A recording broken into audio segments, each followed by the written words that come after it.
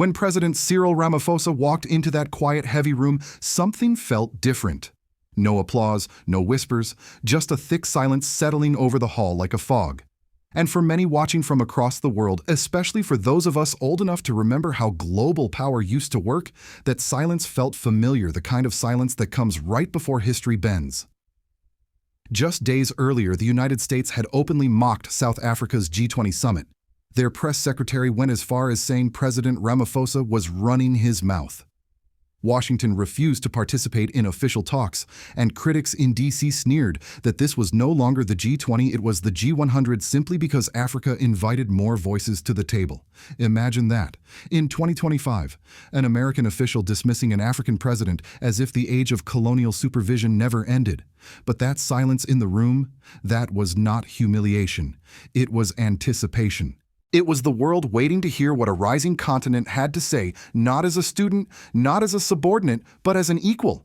And when Ramaphosa finally began to speak, he didn't just give a speech. He delivered a reminder, a warning, a declaration that those who once lectured the global South about democracy and law are now the very ones breaking those rules. And that Africa, young, resource-rich, and increasingly united, will no longer sit outside the room. It will sit at the table, as an equal. For Americans watching this, especially those who lived through the Cold War, Vietnam, Iraq, and every shift in global tides, here's the real question. Has America forgotten that respect is a two-way street? If you believe that fairness still matters, that no nation should be dismissed or degraded, stay with us. And if you want more truth than the headlines are giving you, please subscribe, like, and share this message. When the G20 Summit opened on African soil for the first time in history, it was supposed to symbolize something simple yet powerful: recognition. Recognition that Africa is not just a backdrop to global politics, but a central force in shaping the century ahead. South Africa took on the presidency with a clear mission to place Africa at the heart of global discussion, not at the margins where it had been pushed for generations. But what unfolded in the days leading up to the summit stunned even seasoned diplomats. Instead of support or even polite neutrality, Washington's reaction was unusually harsh. The United States criticized South Africa for inviting more global South nations into the conversation. In their eyes, expanding the table, making it more inclusive, somehow diluted the G20's purpose. Then came the remark that ignited outrage across the continent.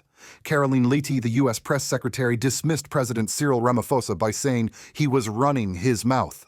For many Africans, and for many older Americans who have spent decades watching world affairs, this felt like a line that should never have been crossed. It wasn't just unprofessional. It was a direct echo of a painful past when African leaders were spoken to as if they were children needing correction. That wasn't all. Washington refused to participate in official negotiation sessions. They called the summit G100, mocking South Africa's decision to open the door to nations long excluded from global decision-making. It was an unmistakable display of irritation and a reminder that old habits of superiority die hard. Yet, despite the insults, the summit did not collapse. In fact, it moved forward with energy. Delegations from Asia, Latin America, and across Africa filled the halls, engaging in discussions about trade infrastructure and shared development. The absence of one superpower, instead of creating paralysis, seemed to reinforce an unexpected truth: the world has grown larger than the approval of a single nation. And in this new world, Africa was no longer waiting for permission. Ramaphosa, fully aware of the tension, continued to meet with business leaders. He attended the B20 sessions, the gathering of global industry, and received warm applause. Away from Washington's shadow executives and policymakers were eager to speak about Africa's rising markets, its critical minerals, its 1.4 billion person consumer base, and the African Continental Free Trade Area, which promises to reshape global commerce. But the real turning point came when he stepped into that silent room to address an audience of global business leaders. Silence in diplomacy says more than words. It carries suspicion, curiosity, and sometimes expectation. Ramaphosa understood this. And instead of shrinking from it, he walked toward the silence with a deliberate calm, reading the room, as he often did, gauging tone and posture. This was not just another speech. This was the moment the world had been circling around, the moment an African leader would respond, not with anger, but with unmistakable clarity. He began by acknowledging the weight of the moment. For the first time, the G20 was meeting in the cradle of humanity, the place where every human lineage began. The symbolism wasn't lost on anyone. A world in crisis had returned to the continent it once dismissed. Then he laid out the numbers and realities that few in the West like to acknowledge.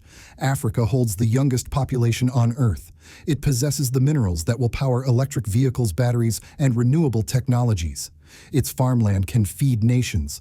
Its sun and wind can sustain entire energy grids. And the free trade area, the largest in the world by number of countries, is creating a unified market unheard of in modern history. In that room, the facts were undeniable. If the world wanted growth, stability, and innovation, it needed Africa not as a charity case, not as a junior partner, but as a full equal. And that was the heart of the tension. Because equality requires giving up the old privileges of dominance. The silence in the room did not break easily. It clung to the air as President Ramaphosa stepped toward the podium, not as a man seeking applause, but as someone who understood that history sometimes begins in quiet places. The world had already heard the insults from Washington. Now it waited to hear Africa's answer. And he gave it. Slowly, deliberately, Ramaphosa began speaking about the very values, rule of law, governance, democracy that Western nations had spent decades preaching to the global South. But then he lowered his voice, leaned slightly into the microphone, and delivered the sentence that would define the summit. Those who tried to teach us those laws are now the very ones violating them. A ripple moved across the hall, a stiffening of shoulders, a shifting of papers, a tightening of jaws. This was not the polished, rehearsed diplomacy that leaders usually offer at global forums. This was a rare moment of truth spoken out loud. He was not pointing fingers at vague enemies or unnamed forces. He was calling out a global structure that had for far too long operated on the assumption that Africa must listen while others speak. For Ramaphosa to say this in front of business leaders, diplomats, and global institutions without raising his voice, without theatrics, made the message even more powerful. It wasn't a complaint, it was a correction. And then he went further. He reminded the room that most nations in the global South were colonized. They were not allowed into the room, let alone offered a seat at the table. We were not even allowed to be in the room, he said, and for a moment, even those who disagreed with him could not deny the truth of it. His tone sharpened but remained steady. If the West expected Africa to obey rules, then those same rules must apply to the West. If equality was the promise, then equality must be practiced, not merely preached. We need to sit around the table as equals, he insisted, each word landing with the weight of generations. That was the precise moment the summit shifted from routine diplomacy into something far more profound. Delegates from the global South sat a little straighter. Many in the room, especially African leaders, felt a quiet surge of pride. They had long waited for someone to articulate their frustrations in a global forum, and Ramaphosa had just spoken them aloud. Across the room, some Western delegates looked uneasy, not angry, uneasy. Because the speech was not fueled by hostility, but by undeniable facts. Africa's population boom, its mineral wealth, its growing trade networks, its youthful workforce, its renewable energy potential. The continent was no longer begging for recognition. It was simply stating its position. And the reaction outside the hall that was even more telling. When clips of his remarks began circulating online, young Africans called it the speech of a generation. Analysts in India and Brazil described it as the turning point of the global South. Commentators in Europe were more cautious, noting that Ramaphosa had made a valid but uncomfortable point. But the reaction in the United States was split. Some in Washington dismissed his words as grandstanding. But older American viewers, especially those who lived through the civil rights era, Vietnam, Iraq, Afghanistan, heard something familiar, a call for fairness. A reminder that America is strongest when it respects others, not when it belittles them. Meanwhile, Wall Street analysts quietly acknowledged what few dared to say publicly: the world economy is entering an African century. And ignoring Africa now is like ignoring China in the 1980s, a strategic mistake that could reshape the global balance of power. Back at the summit, Ramaphosa brought the moment home with a final unmistakable message: the African continent will no longer accept being talked down to, lectured, or excluded. It will speak for itself, and it will be heard. By the time he stepped back from the podium, the silence that greeted him had transformed. The audience didn't just applaud. They stood not out of protocol, but out of recognition. The moment had shifted. The world had shifted. Africa had spoken for itself. The hours following Ramaphosa's speech carried a strange electric stillness, like the aftermath of a long-awaited storm. Across South Africa and much of the continent, the reaction was immediate and deeply emotional. For many ordinary Africans, it wasn't just a political moment. It was a moment of dignity. In Johannesburg, callers on late-night radio said they felt seen for the first time in years. In Lagos and Nairobi, commentators praised the speech as a mirror held up to the world. And in rural communities, places long ignored in the architecture of global economics, elders said something powerful. At last, someone spoke without fear. That feeling mattered. Because for decades, African citizens watched their leaders walk into global meetings as if entering someone else's home, cautiously politely aware that one misstep could invite ridicule. Ramaphosa's tone, steady and unapologetic, signaled a cultural shift. Africa was no longer asking to be included. Africa was asserting itself. Within South Africa, his words landed in a societal moment filled with tension, economic pressure, unemployment, and political frustrations. Yet strangely, the speech seemed to cut through the noise. Older South Africans, those who lived through apartheid, said the moment reminded them of Mandela speaking truth to power. Younger South Africans heard something different, a leader positioning their country not as an isolated player, but as the voice of a rising continent. Across the continent, the message resonated in surprising ways. In Ghana, citizens connected it to ongoing debates about debt and IMF conditionalities. In Senegal and Côte d'Ivoire, it tied into frustrations about the CFA franc. In Kenya, many compared it to their own struggles with Western pressure over elections and security policy. It wasn't about nationalism. It was about fairness, something everyday people everywhere understand. Politically, the consequences were even more profound. Within the African Union, Ramaphosa's speech instantly became a reference point. Diplomatic cables across the continent described it as the clearest articulation of African sovereignty in years. Even leaders who often disagreed with South Africa privately acknowledged that the speech broke a silence many feared to disturb. In countries like Namibia, Tanzania, and Ethiopia, policymakers saw an opportunity. If Africa speaks with one voice at global forums, negotiations on minerals trade and climate financing could shift dramatically. And it wasn't just the African continent responding. The G20 business community, representing trillions of dollars, reacted with surprising positivity. Many CEOs admitted what Western governments did not want to say out loud: if global growth is slowing in the West and aging populations are shrinking labor markets, the next wave of investment must go somewhere younger, faster, and more dynamic. Africa fits that description better than any region on Earth. Ramaphosa's message about Africa being the next frontier of global production wasn't rhetorical. It was economic fact. And by speaking boldly, he nudged corporations to face that fact directly. Perhaps the most delicate outcome, though rarely spoken openly, was the impact on U.S. credibility. When Washington insulted South Africa and then boycotted the talks, it unintentionally strengthened the Global South coalition. By the time Ramaphosa finished speaking, many nations quietly concluded something uncomfortable. If America cannot treat Africa with respect, then the world will simply move around America. And for older American viewers, that realization echoed familiar lessons from the Vietnam era, from the Iraq era, and from every moment America misunderstood global sentiment. The world doesn't reject America, but it now expects America to listen. In the hours after Ramaphosa's speech began circulating online, Washington found itself facing a question it had not expected: what happens when the world moves forward without us? For decades, the United States positioned itself as the moral compass of global governance, the referee of international order. But at this G20 held on African soil for the very first time, America's absence stood out like an empty chair in the middle of a family meeting. Inside, the U.S. reactions were divided. Cable networks aligned with Washington's foreign policy circles downplayed the speech, calling it symbolic and overly dramatic. Some commentators insisted that South Africa was pandering to China or Russia, a familiar line used whenever an African nation asserts independence. But older Americans, those who lived through several eras of U.S. foreign policy, responded differently. Many said they recognized something deeper in Ramaphosa's words, a warning about the erosion of American credibility. They remembered moments when Washington's moral authority meant something real, from the Marshall Plan to its role in ending apartheid. And they could sense that this moment was different. Because Africa was not rejecting partnership with America. Africa was rejecting condescension. European nations, usually quick to echo America's tone, were surprisingly quiet.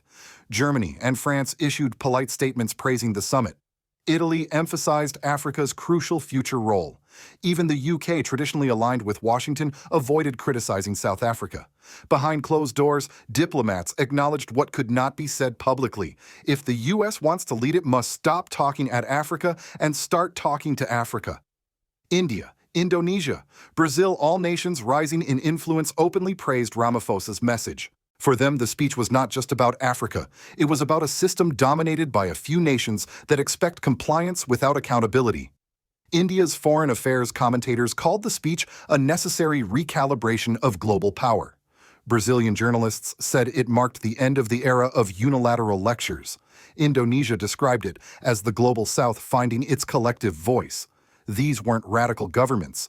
They were emerging economies tired of double standards, precisely the theme Ramaphosa highlighted.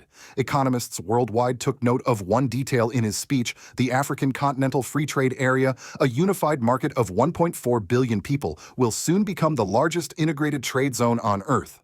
Add to that the continent's critical minerals for batteries, its growing workforce, and its renewable energy potential, and a new global center of gravity becomes impossible to ignore. That's why analysts began warning something quiet, but historic was happening. Africa is no longer the world's future. Africa is the world's present. For the United States, this moment presents both a challenge and an opportunity.